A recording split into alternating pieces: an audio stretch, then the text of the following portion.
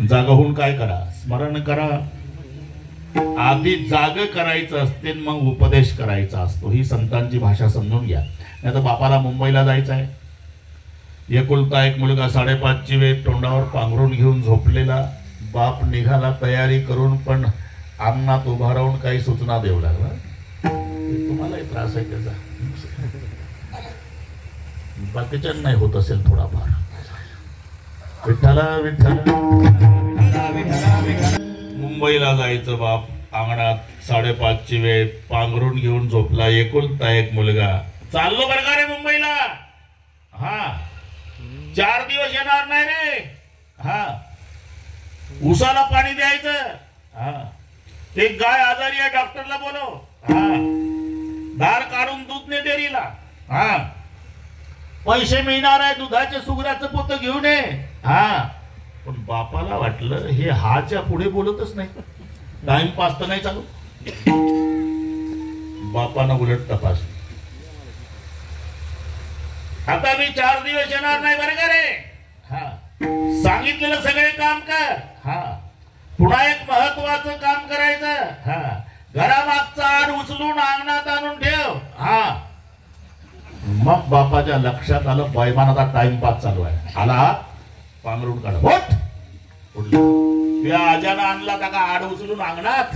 Timepass होतो. तोंडावर पाणी मार, तोंडावर पाणी मार. त्याला जाग केलं, मग सगळ्या सूचना. ही संतांची भाषा. उठा जागे व्हा रे आता. जाग झाल्यावर मग स्मरण करा. विठ्ठल विठ्ठल. याचं कारण आहे विस्मरण झालं.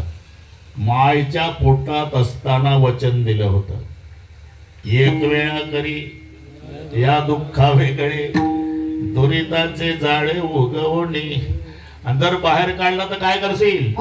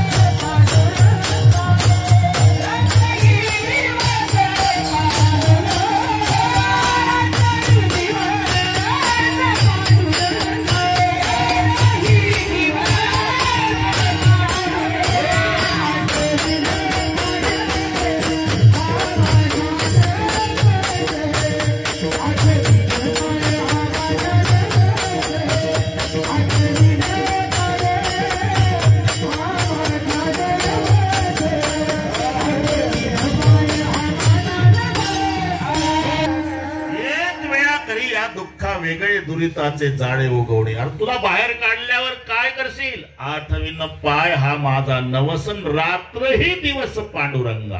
शब्द दिला देवाला, जन्मभर भजन करीन रात्रंदिवस. आणि बाहेर आलं की बैमान झालं. म्हणून लहान लेकराचं रडणं बघा तुम्ही. जन्माला आलं बाळ, प्रश्नचिन्हात रडत ते. केव्हा केव्हा केव्हा केव्हा. कारण त्याचा देवाचा संवाद चालू असतो तेव्हा. बाहेर काढल्यावर भजन करीन म्हणला तू. तूच म्हणला. कुठं. मायच्या पोटात. आणि केव्हा केव्हा इथून.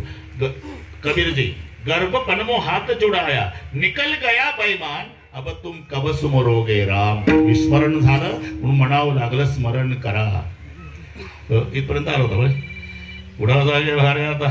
स्मरण करा पंढरीनाथा. भावे